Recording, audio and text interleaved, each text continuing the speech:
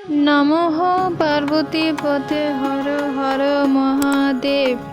আমি স্বপ্না, আর আমি আজকে বৃহৎ শিব মহাপুরাণের পঞ্চবিংশ অধ্যায়ের সোমেশ্বরের কথা, জ্যোতির্লিঙ্গ উৎপত্তি এবং শিবের মস্তকে অর্ধচন্দ্রর আজকে প্রথম, দ্বিতীয় এবং তৃতীয় পাঠ করতে চলেছি। তোমরা সকলে চলে এসো বৃহৎ শিব মহাপুরাণের মধুর বাণী শ্রবণ করতে। আজকের শ্লোকটি হলো ধন্য হয়ম কৃত হয়ম জনান্নয়া শঙ্কর স্বয়ং স্থিত চ জগতাম নাথ পাবয়নু জগতিতলম। শ্লোকটির অনুবাদ হলো নৈমিষ কাননবাসী যত ঋষিগণ মহর্ষি সুতের প্রতি কহেন তখন, হে সুত, তোমার মুখে পুরাণ কথন অতীব পবিত্র আর অমৃত বচন।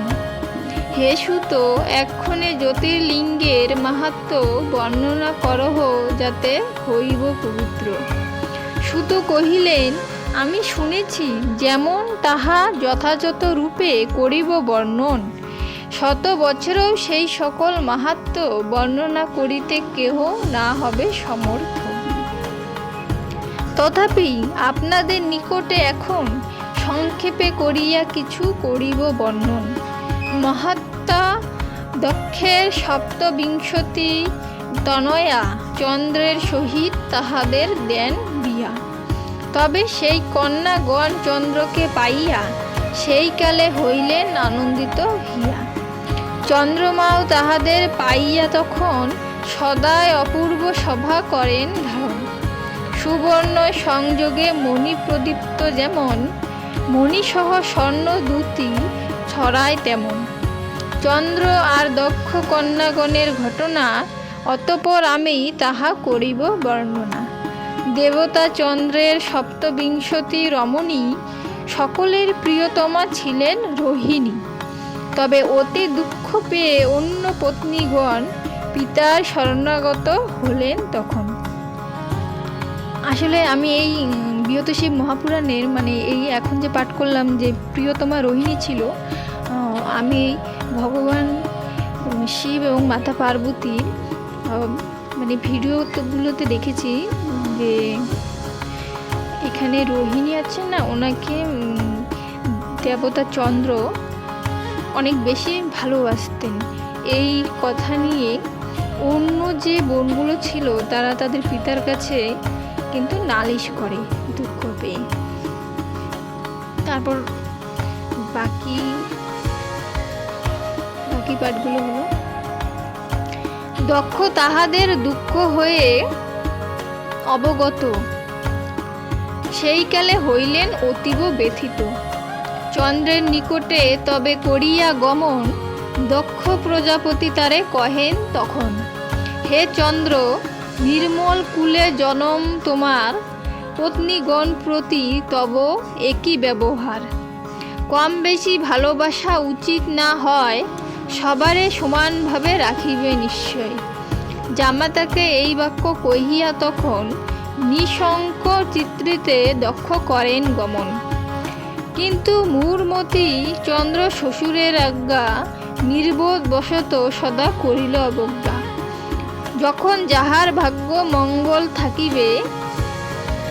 মঙ্গল থাকিবে, তাহা রোধ করিবারে কার সাধ্য হবে।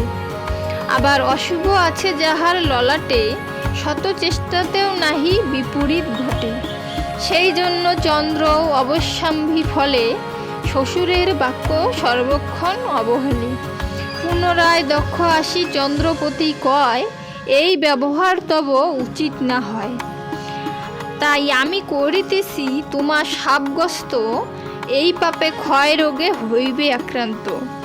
তখন দক্ষের শাপে দেব শশধর, ক্ষয় রোগে অতিশয় ব্যথিত অন্তর।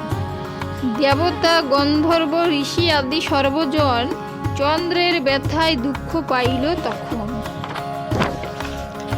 সকলেই চিন্তা করে কি আছে উপায়, যার ফলে চন্দ্রদেব রোগ শান্তি পায়।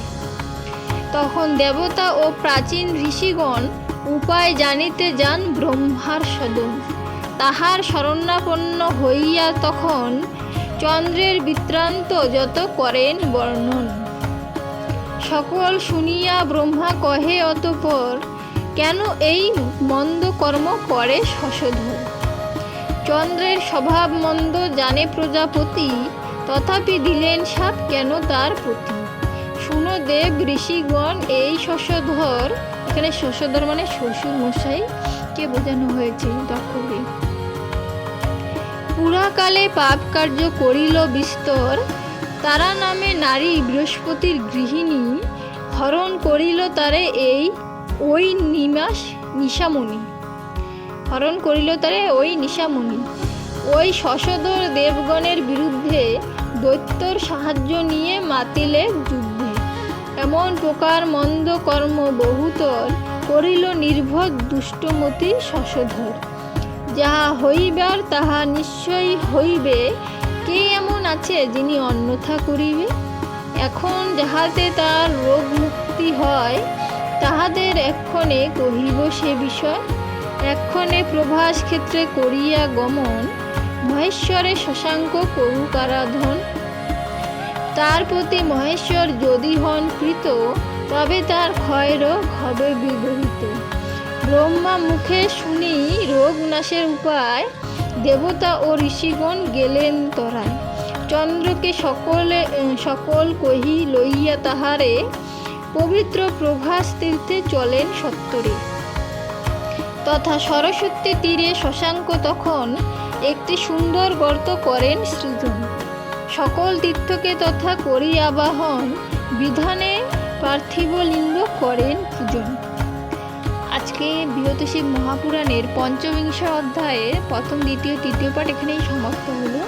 তো বাকি পাঠগুলো এর পর দিন পাঠ করব, কারণ ভিডিওটা অনেক বড় হয়ে যাবে। আর তোমাদেরও বুঝতে খুব ভালো হয় যদি একদিনে পাঠ করি, কিন্তু অনেকটা ভিডিও বড় হয়ে যাবে। তো আপলোড করতে অনেকটা ডাটার প্রয়োজন হয়, তো আমার এতটা ডাটা হয় না, তাই আমি 3টে করে পাঠ করি। আর আমারও খুব ভালো লাগে, আমি চাই যে সবসময় পাঠ করার, কিন্তু সবসময় তো সময় হয়ে ওঠে না। তো প্রত্যেক দিন 3টে পাঠ করি। তো তোমরা প্রথম থেকে শেষ অবধি বৃহৎশিব মহাপুরাণের এই মধুরবাণী শ্রবণ করার চেষ্টা করবে। একবার শ্রবণ করে দেখো, অনেক অনেক ভালো লাগবে এবং ভগবান সম্পর্কে অনেক কিছু জানতে পারবে এবং ভগবানের প্রতি ভক্তি আরও বেড়ে যাবে, মনে প্রেম ভালোবাসা বাড়বে, জমবে। তো আজকে এখানেই সমাপ্ত করছি। সকলে ভালো থাকবেন।